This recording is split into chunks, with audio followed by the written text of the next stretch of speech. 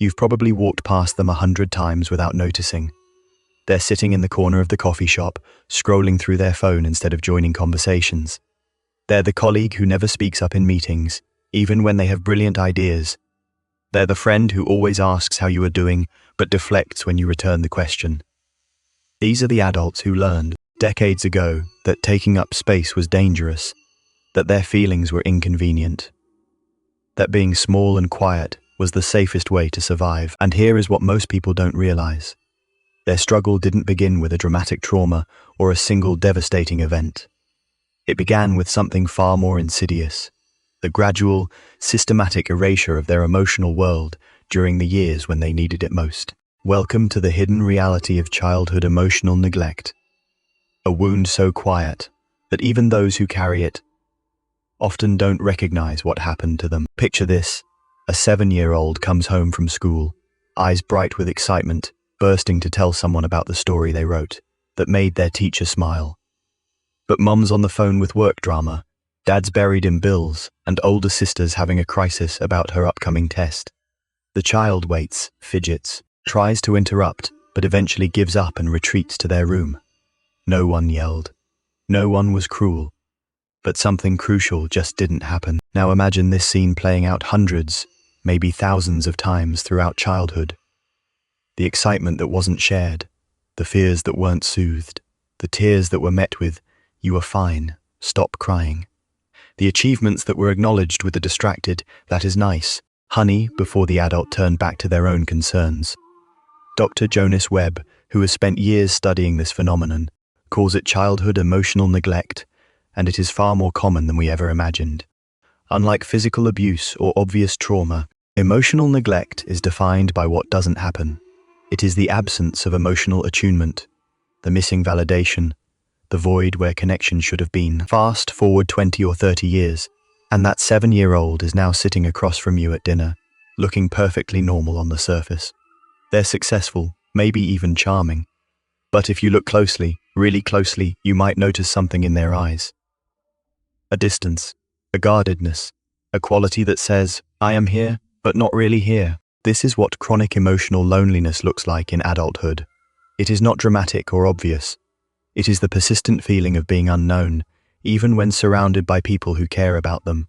It is the exhausting work of performing connection while feeling fundamentally disconnected from their own inner world. Recent neuroscience research reveals something startling. Chronic loneliness triggers the same stress response in your brain as physical pain.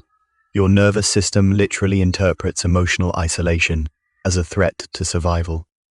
And when that threat response has been activated for decades, starting in childhood, it rewires your entire approach to relationships. Here is where it gets fascinating and heartbreaking. Children are remarkably adaptable creatures.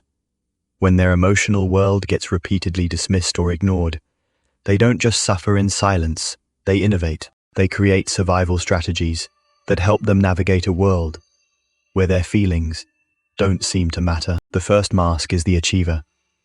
This child figures out that while their emotions might be inconvenient, their accomplishments get attention. So they pour everything into being perfect, getting straight A's, excelling at sports, never causing problems.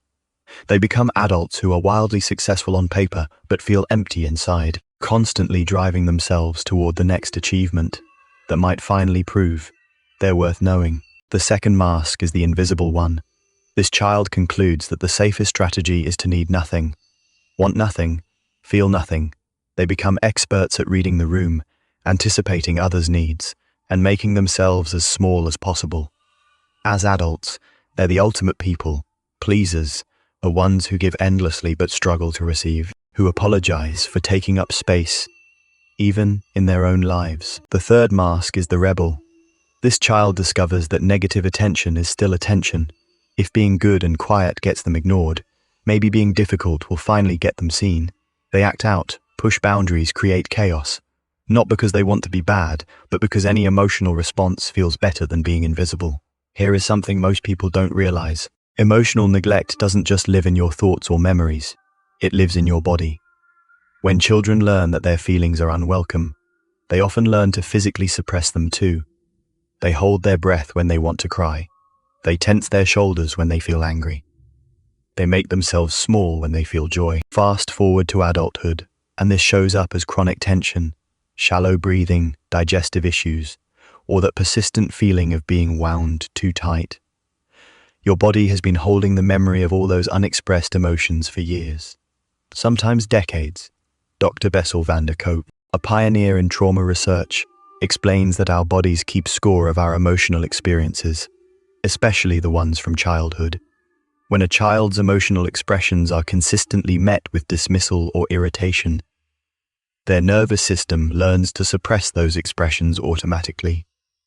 As adults, they might find themselves unable to access their feelings, even when they want to. One of the cruelest ironies of childhood emotional neglect is how it can create adults who appear incredibly independent and self-sufficient. They're the ones who never ask for help, who handle everything on their own, who seem to have it all together. But this isn't true independence. It is adaptive self-reliance born from necessity. It is the coping strategy of a child who learned early that they couldn't count on others to meet their emotional needs, so they'd better figure out how to meet them alone. The problem is, humans aren't wired to be emotionally self-sufficient. We're fundamentally social creatures who need connection, validation, and emotional attunement to thrive. When adults try to meet all their emotional needs independently, they often end up in a state of chronic stress and exhaustion that they can't quite explain. The health implications of this are staggering. Studies have shown that chronic loneliness, the kind that stems from feeling emotionally unknown, increases your risk of depression by 50%, doubles your risk of anxiety, and has the same impact on mortality as smoking 15 cigarettes a day. But beyond the physical costs, there is the existential cost. Adults who grew up emotionally neglected often struggle with a persistent sense of emptiness that no external achievement can fill. They might have successful careers, loving families, and active social lives. But underneath it all is a nagging question. Is this all there is? They're living their lives from the outside in, constantly scanning their environment for cues about how to be, what to feel, what to want. They've become experts at reading other people's emotions while remaining strangers to their own. But here is where the story takes a different turn, because despite everything we've just explored, there is another truth that is equally important. Healing is not only possible, it is happening all around us, every day. The first step isn't dramatic therapy or life-changing revelations. It is something much simpler and more profound, recognizing what actually happened. For many adults who grew up with emotional neglect, the greatest relief comes from finally having words for their experience. Oh, they think, reading about childhood emotional neglect for the first time. That is what that was. I am not broken. I am not defective. Something happened to me that I couldn't control or understand at the time. This shift from what is wrong with me to what happened to me changes everything. It moves the experience from shame to understanding, from self-blame to self-compassion. One of the most hopeful discoveries in modern neuroscience is neuroplasticity, the brain's ability to form new neural pathways throughout our entire lives. What this means for adults who experienced childhood emotional neglect is revolutionary. The patterns that were established in childhood are not permanent. When you practice new ways of relating to your emotions, when you start paying attention to your feelings instead of dismissing them, when you respond to yourself with kindness instead of criticism, you are literally rewiring your brain. Dr. Dan Siegel's research on mindsight shows that adults can develop the emotional awareness and self-compassion that they missed in childhood. The process involves 3 key components: becoming aware of your internal experience, accepting it without judgment, and responding to yourself with the kindness you would offer a good friend. For adults who grew up emotionally neglected, self-compassion can feel foreign, even selfish. They've spent so long minimizing their own needs and maximizing everyone else's, that the idea of treating themselves with kindness feels almost dangerous. But self-compassion isn't self-indulgence. It is not about making excuses or avoiding responsibility. It is about responding to your own pain and struggles with the same kindness you would naturally offer to someone you care about. This might look like noticing when you are being self-critical and consciously choosing a gentler internal voice. It might mean acknowledging your feelings instead of immediately trying to fix or dismiss them. It might involve setting boundaries that protect your emotional energy instead of giving it away endlessly to others. Perhaps the most challenging and most healing aspect of recovery from childhood emotional neglect is learning how to be authentic in relationships. When you've spent years hiding your true self, vulnerability can feel terrifying. But here is what is remarkable. When adults who experienced emotional neglect finally begin to show up authentically in relationships, they often discover something surprising. People don't reject them for being too much or too needy. Instead, they're drawn to their authenticity, their depth, their hard-won wisdom about human nature, the very sensitivity that made them feel so different and difficult as children becomes their superpower as adults. They have an uncanny ability to see when others are struggling, to offer comfort that comes from deep understanding, to create safe spaces for emotional expression, because they know what it is like when those spaces don't exist. One of the most powerful motivations for healing childhood emotional neglect is the recognition that these patterns don't have to continue.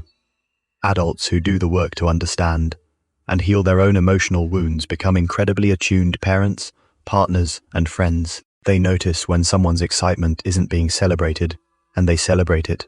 They see when someone's pain isn't being acknowledged, and they acknowledge it. They recognize when someone feels invisible, and they make sure they're seen. In this way, healing childhood emotional neglect isn't just a personal journey. It is a social one. Every adult who learns to honor their own emotions makes it safer for others to do the same. Recovery from childhood emotional neglect doesn't mean erasing the past or pretending it didn't happen. It means integrating your childhood experience into a fuller, more complete understanding of who you are. You might always be someone who notices when others feel left out, because you remember what that felt like.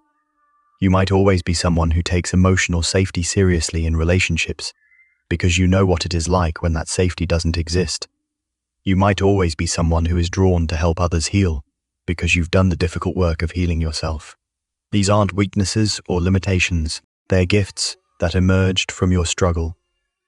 They're the ways your childhood pain transformed into adult wisdom. If you recognize yourself in this exploration, if you see your own childhood in these descriptions, your own loneliness in these patterns, please know this: your feelings matter. Your experiences are valid. Your inner world is not too much or too little. It is exactly right. The loneliness you've carried doesn't have to be permanent. The emptiness you've felt doesn't have to define you. The masks you've worn don't have to be the only way you show up in the world. You can learn to trust your emotions. You can develop authentic relationships. You can discover what it feels like to be truly known and accepted for who you are. It won't happen overnight. It won't be linear or easy, but it is possible. And it is worth it, because at the end of the day, healing childhood emotional neglect isn't just about fixing what is broken. It is about discovering what was always whole. It is about finding the parts of yourself that were never damaged, just hidden. It is about learning that you are always worthy of love, attention, and emotional connection. You just needed to find your way back to that truth. The child who learned to be invisible can learn to be seen. The adult who feels unknown can learn to be known. And the person who has carried loneliness for decades can discover what it feels like to truly come home. Not to a place, but to themselves. Your story doesn't end with childhood emotional neglect. That is where your real story begins.